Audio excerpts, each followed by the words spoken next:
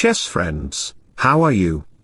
Today, I have a very exciting chess match that was recently played between Torch and me in the Computer Chess Championship events. This game is very authentic and surprising because Torch played a new opening against me, so let's get started without wasting any time. I started the game with e4, we have e5 knight to f3, attacking the pawn. Black could go with knight c6, knight f6 or bishop c5, or he can choose the d6 move, but he decided to go with f5, initiating the Latvian gambit.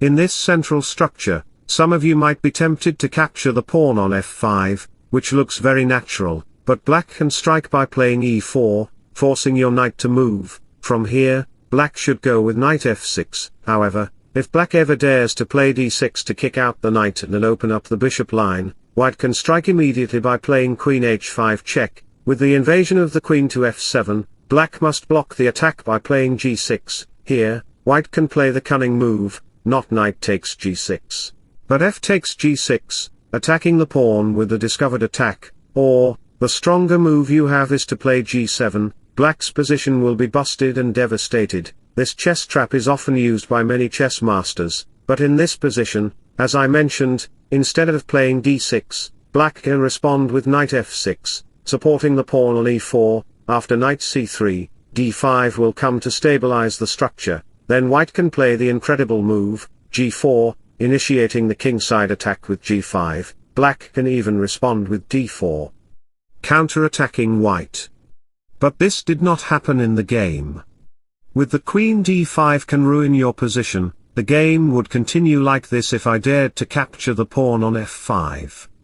So in this position, instead of that, I decided to go with knight takes e5, initiating bishop c4 and queen to h5 to threaten black's position completely in these weak light squares. This is why Torch decided to go with queen to f6, attacking my knight. In the previous day, I lost against Torch, and this is the game where I can take revenge on him, so I go with d4. Dominating the center, he tried to kick out my knight and open up the bishop.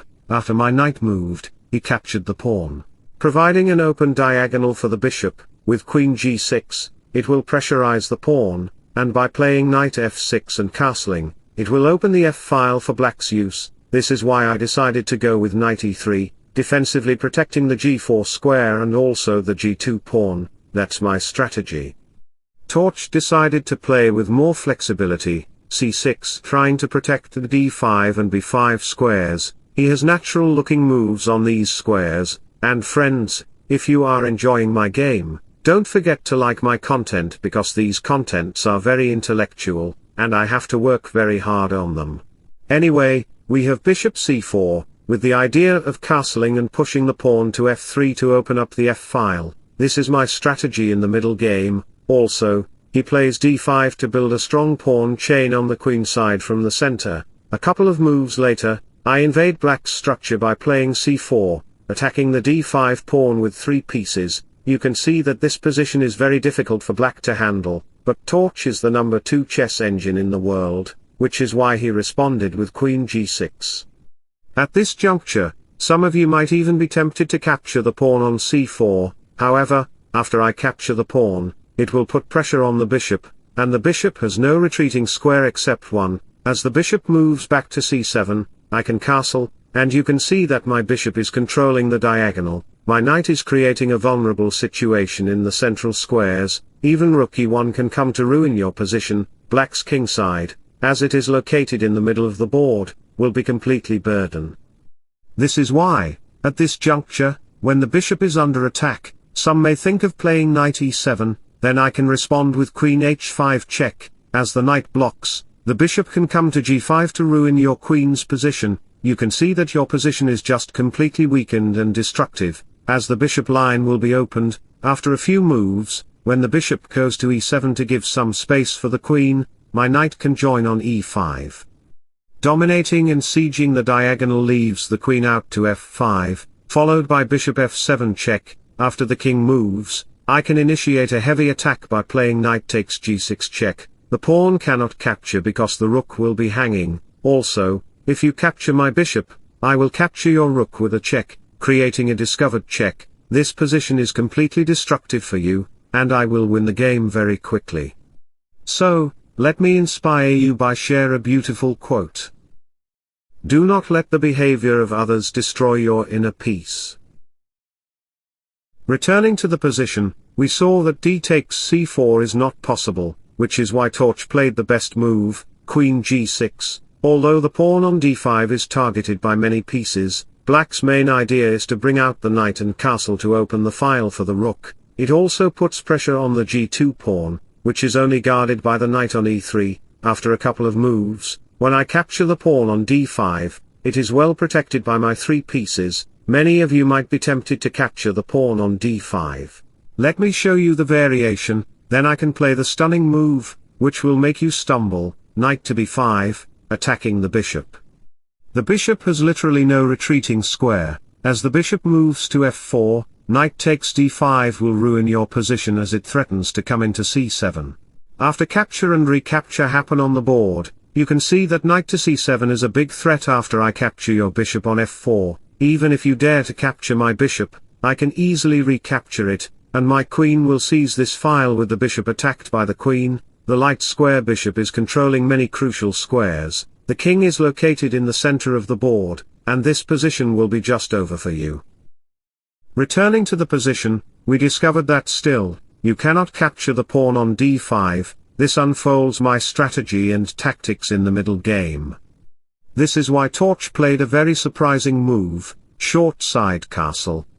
Nobody on earth would think of a move like Torch. It exposes the black king completely because I can easily capture the pawn, forcing the king to move, and I can gain 2 pawns. But you know what? Torch's bishop pair is very strong to launch an attack on the king side along with the rook. It puts pressure on the pawn on g2, and black will get significant compensation in the game. This is why, in this position, I decided not to capture the pawn on c6. Instead, I went with h4 to initiate an attack on the h-file. Because the pawn on c6 is also hanging with the king check, he played h5 himself, after castling and his king moving back. I played knight c4 to attack the bishop. At this juncture, many of you, like 2000 rated players, might think of moving the bishop back to the c7 square, but you know what? Your decision will be very wrong after I play pawn to d6. This pawn is just 2 steps away from becoming a queen, so, after bishop e6, I can play the powerful and cunning move knight e5, directly attacking the queen. This move puts pressure on black's kingside along with the bishop diagonal, attacking the pawn on h5, which is protected by the knight. Additionally, I can remove the knight by playing bishop h5, eliminating it. This position will be completely in my favor, with the passed pawn on d6, which can be very destructive for black's position.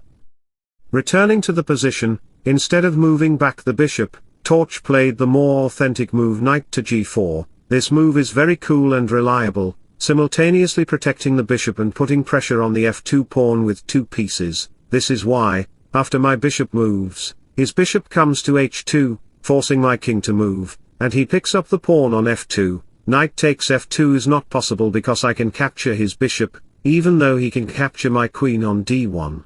I can easily recapture with the rook and the knight on d1 with a check. So in this position, he decided to capture the pawn on f2 with his rook. From there, I cannot capture back the rook because knight f2 can ruin my queen and king's defense. This is why, after the queen moves, rook captures and recaptures happen on the board. At this point, some of you chess players might still think of capturing the pawn on d5, but it is a completely garbage move, as I can play knight e5, attacking the knight and the queen simultaneously. Your queen cannot move back because I can capture your knight on g4 and then your bishop on h2. You will lose your material, so in this position, if you even dare to capture my knight, I can give you a check on f8, as the king moves, bishop takes d5 will come, instead of capturing the knight on e5, putting pressure on the g8 square to checkmate the black king. Additionally, my bishop can attack the pawn on e4 to ruin, and disrupt your king and queen's position on this diagonal, making it an authentic and reasonable move. Your position will be just over. Going back to the position, instead of capturing the pawn, Torch, as the number 2 chess engine in the world, decided to go with knight to d7 to protect the square from queen invasion, so I give him a bishop exchange offer on f4. which he accepts after knight f6 to support the pawn on e4. The e-pawn has the potential to promote in the near future. The knight can come to f2 with a check, and in the future, the bishop can arrive at b7 to attack the pawn on g2. There are potential chances for black's pieces. So I try to defend with rook f1 and my queen goes to c7.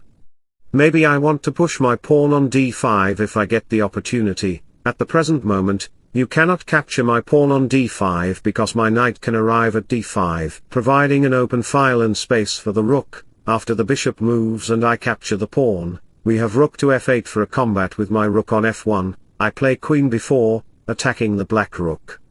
As the rook moves, I capture the pawn, and after a couple of moves, it attacks the pawn on a7, but Torch ignored that and played e3 to open up the diagonal for the bishop and the knight invasion on f2, where another knight can easily come to g4, but I ignored all those threats and strategies because I am the #1 chess engine in the world. Nobody can defeat me without my permission. I ignored all the threats and played knight to d6. This is a very bold move. Of course, you can give me a check on f2 by playing knight f2, then knight g4, but you know what, your position is just as weak as your strategy because I can play knight f7, forking the king and queen simultaneously, and it will be a losing position for you. Noticing that knight f7 check may come on the board and the rook is also under attack, he decided to play more reasonably and authentically with king to g6. This move is very strategic and bold. Don't underestimate queen takes g6 because some of you, like Alexander the Great, might be tempted to capture the rook on c8, but it is completely garbage as black can respond with knight f2 check. Even if you dare to capture the knight, black can recapture it with the pawn, threatening to promote to a queen. How can you stop it? Even bishop c4 doesn't work because queen takes g2 will checkmate you.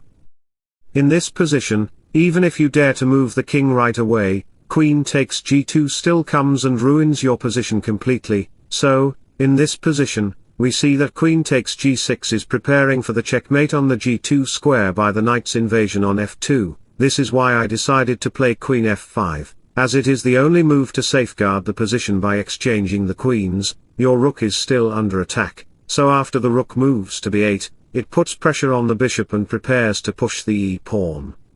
This is why I went with kg1 to stop the pawn promotion. A couple of moves later, we have rook b8 attacking these pieces. After a few moves, I play d5 because the pawn is very close to promotion, and black's pawn is only 2 steps away from promotion. Let's see who wins the Cold War, like in the 1950 Cold War between the United States and Russia.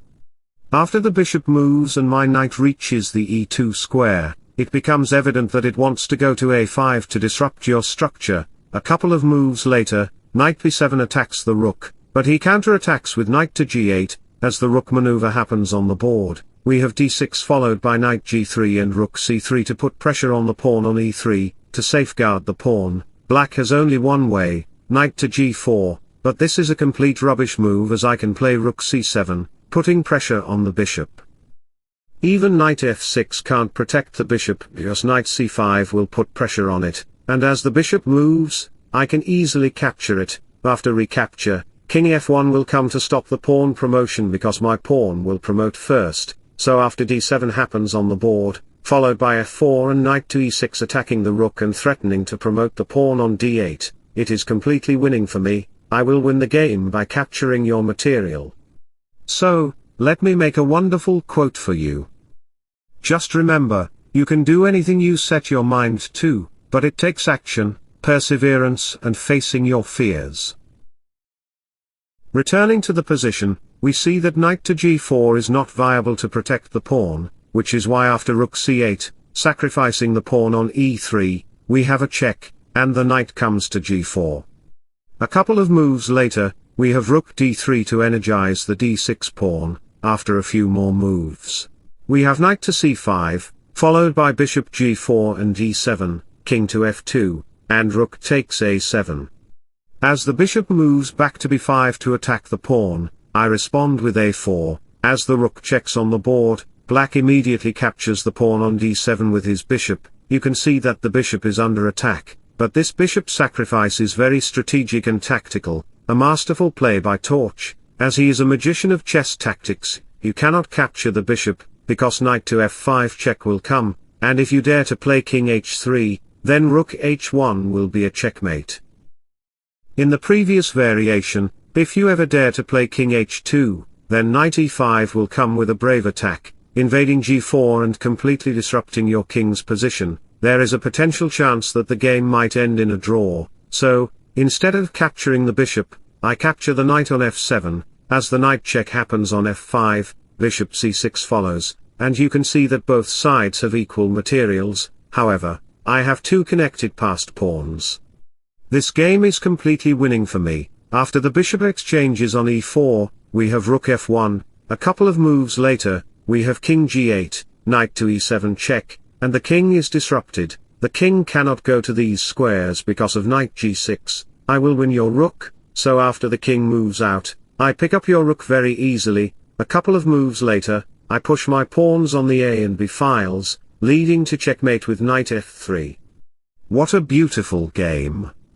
I hope you enjoyed it very much. If so, don't forget to like and subscribe to my channel. Wishing you all the best. Bye bye, see you.